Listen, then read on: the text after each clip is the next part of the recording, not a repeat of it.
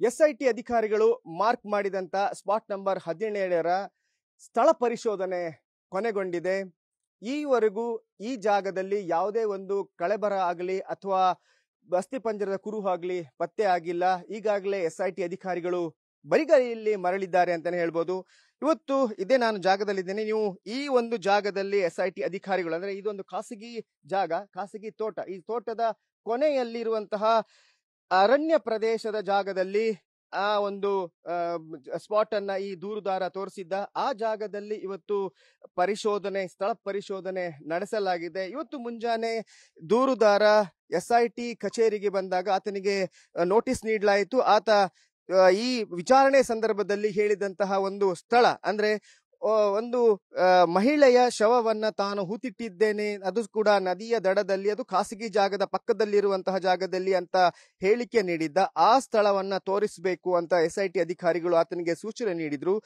ಅದರ ಹಿನ್ನೆಲೆಯಲ್ಲಿ ಎಸ್ಐಟಿ ಅಧಿಕಾರಿಗಳಿಗೆ ದೂರುದಾರ ಈ ಕನ್ಯಾಡಿಯ ಭಾಗದಲ್ಲಿ ಆತ ಕರೆತಂದಿದೆ. ಕನ್ಯಾಡಿಯ ಜಂಕ್ಷನ್ ನಿಂದ 1.5 ಕಿಲೋಮೀಟರ್ ಒಳಗಡೆ ಒಳ ರಸ್ತೆಯಲ್ಲಿ ಬಂದ್ರೆ ಈ ಒಂದು ಖಾಸಗಿ ಜಾಗ ಇದೆ. ಈ ಖಾಸಗಿ ಜಾಗದ ತೋಟದಲ್ಲಿ ಆತ ಕರ್ಕೊಂಡು ಹೋಗ್ತಾನೆ. ಈ ಜಾಗದ ಕೊನೆಯಲ್ಲಿ ಅಂದ್ರೆ ಈ ತೋಟದ ಕೊನೆಯಲ್ಲಿರುವಂತಹ ನೇತ್ರಾವತಿ ದಂಡೆಯ ಪಕ್ಕದಲ್ಲೇ ಇರುವಂತಹ ಒಂದು ಕಾಡು ಜಾಗದಲ್ಲಿ ಆತ ಒಂದು ಜಾಗವನ್ನ ತೋರಿಸ್ತಾನೆ. ಇಲ್ಲಿ ನಾನು ಈ ಮಹಿಳೆಯ ಶವವನ್ನ ಅಲ್ಲಿ ಹೂತಿಟ್ಟಿದ್ದೇನೆ ಅಂತ ಆತ ಜಾಗವನ್ನ ತೋರಿಸ್ತಾನೆ. ಮತ್ತೆ ಎಸ್ಐಟಿ ಅಧಿಕಾರಿಗಳು ಆ ಜಾಗವನ್ನ ಮಾರ್ಕ್ ಮಾಡಿ ಅದಕ್ಕೆ ಸ್ಪಾಟ್ ನಂಬರ್ 17 ಅಂತ ನಂಬರ್ ಕೂಡ ಕೊಡ್ತಾರೆ. ಅದರ ನಂತರ ಆ ಜಾಗಕ್ಕೆ ಎಸಿ ಅವರು ಬಂದು ಅವರ ಸಮ್ಮುಖದಲ್ಲಿಯೇ ಕಾರ್ಮಿಕರು ಮಣ್ಣನ್ನ ಅಗೆದು ಪರಿಶೋಧನೆ ನಡೆಸ್ತಾರೆ. ಅದರ ನಂತರ ಮಿನಿ JCBಯನ್ನ ಕರೆಸಿ ಇಡೀ ಜಾಗವನ್ನ ಅಗೆದು ಪರಿಶೋಧನೆ ಮಾಡ್ತಾರೆ.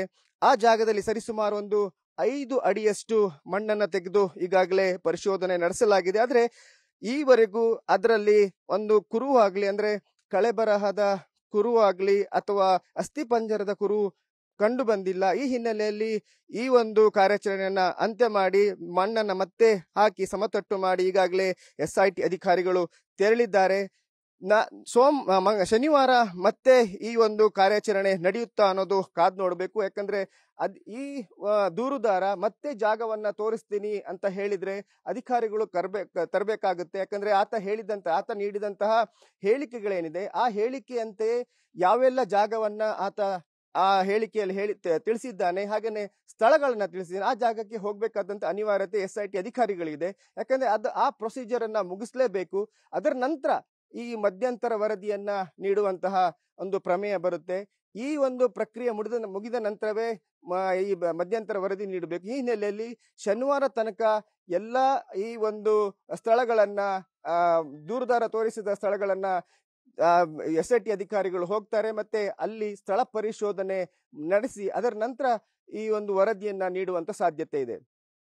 ಕ್ಯಾಮರಾಮನ್ ಪ್ರಶಾಂತ್ ಅವರೊಂದಿಗೆ ಕಿರಣ್ ಸಿರ್ಸಿಕ, news first, Mangaluru. News first ನಿರ್ಭೀತಿಯಿಂದ ನಿಮ್ಮ ಪರವಾಗಿ.